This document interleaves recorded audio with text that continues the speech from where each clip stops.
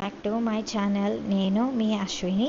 ఈరోజు మన వీడియోలో పుదీనా చట్నీ ఎలా చేసుకోవాలో చూసుకుందాం. దీనికి ఒక పెద్ద కట్ట పుదీనాని అలాగే ఒక మొత్తం కొబ్బరికాయని తీసుకోవాలి.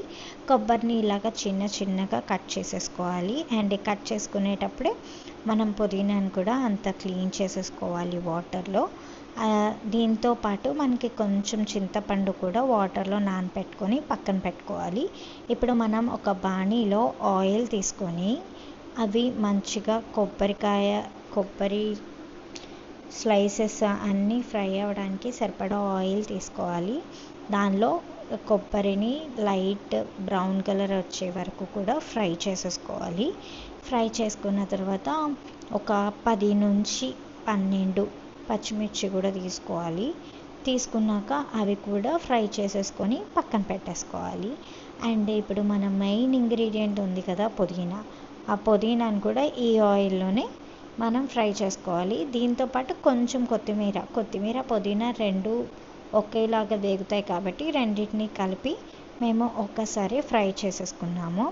ఫ్రై చేసుకున్న తర్వాత కొబ్బరి వేసుకున్నాం కదా, ఫ్రై చేసుకొని ఒక గిన్నెలో దానిలోనే కొంచెం జీలకర్ర అలాగే కొంచెం సాల్ట్ అలాగే ఈ ఫ్రై చేసుకున్నవన్నీ కూడా దానిలో వేసేసుకోవాలన్నమాట.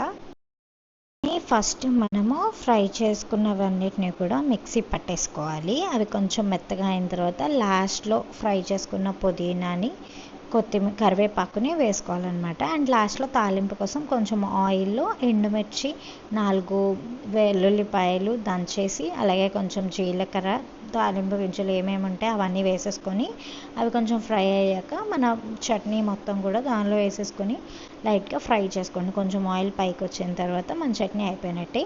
మీరు కూడా ట్రై చేయండి, ఎలా వచ్చిందో టెక్స్ట్ చేయండి. అలాగే ఇప్పటి వరకు నా ఛానల్ని కనుక మీరు సబ్స్క్రైబ్ చేసుకోకపోతే ఖచ్చితంగా సబ్స్క్రైబ్ బటన్ని హిట్ చేయండి. And thank you so much.